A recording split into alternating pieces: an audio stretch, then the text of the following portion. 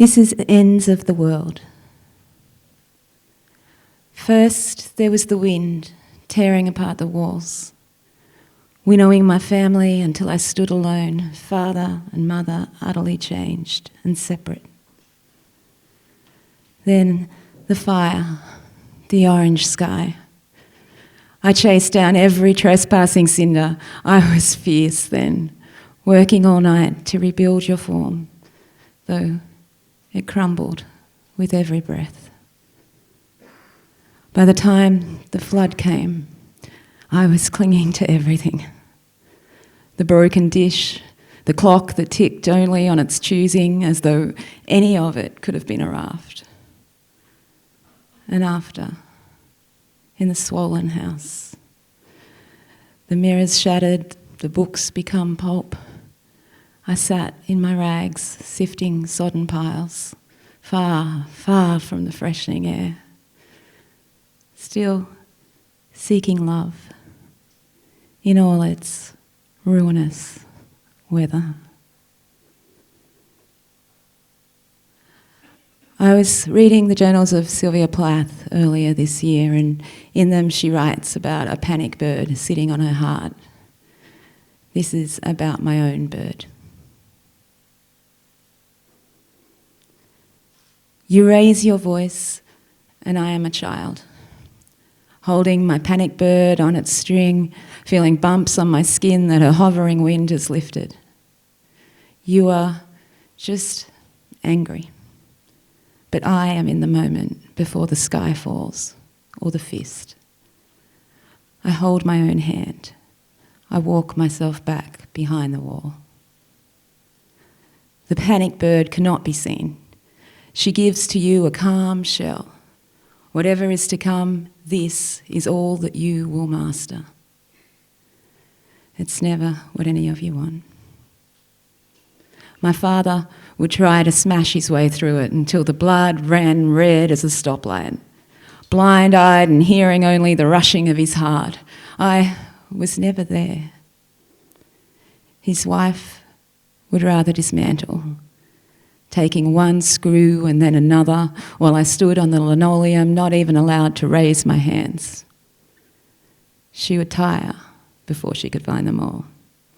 And I knew every time that should the final piece of me fall, the escaping breath would carry the panic bird and me free and unreachable beyond the windows. The floor, when it hits my cheek, has never been real. There is a hurt in all of you. You want me to meet it. I come with salves, with open arms and open knees. It is never enough. I come with the long paddocks of my childhood, blurred beneath the hooves of a horse, with the scar of a needle, with the still moon, with 3 flesh children, with the lonely page and the stage full of light. I come with a bird. She rarely sleeps.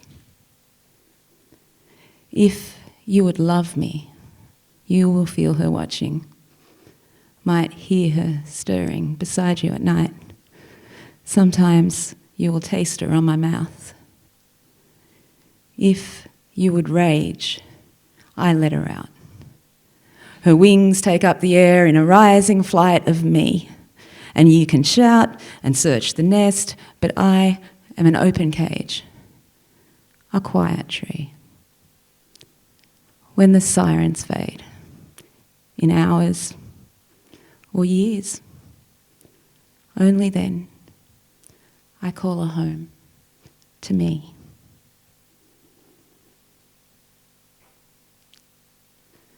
I lost my 200-year-old childhood piano to the flood. This is called Requiem.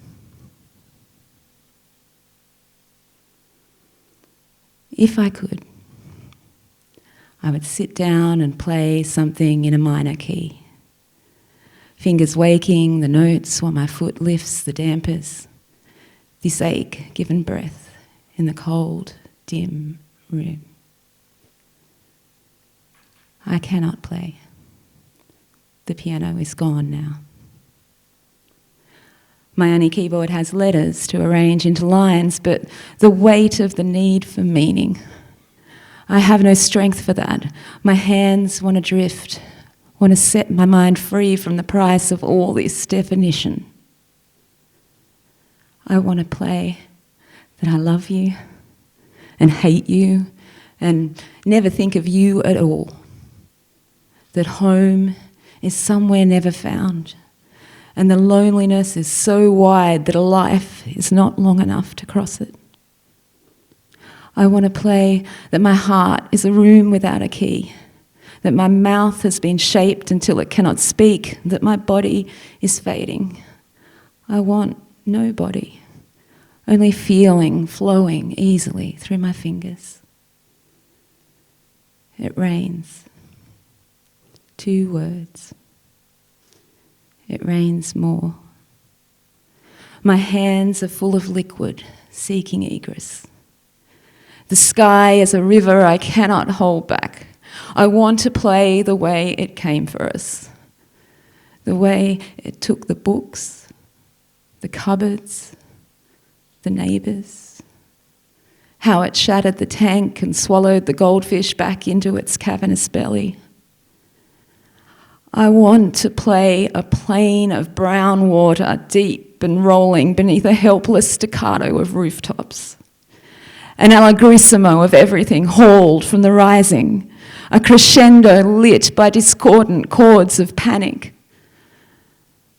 I want to play my way away from it. The piano lay on her back when we returned. We stood her up in the muddy room, the white keys and black, swollen and fused, all gone from their places. I want to play her mute beauty, her ornate grace. Enter the centuries of singing held by her silence. I cannot stay here. There is a sound I cannot hold, a wailing in my bones I cannot translate. The light now is almost lovely. It eddies and ripples, wasting itself all around these waterlogged hands. If I could, I would begin again. Take back the day I wandered in the warm house. She called. I was restless. A crow spoke, was met by A. Spoke again, was met by E. Flew away, screeching. Today, through this window, one dumb bird shivers on her sodden twig. Nothing startles. Nothing will shift. No sudden radiance descends.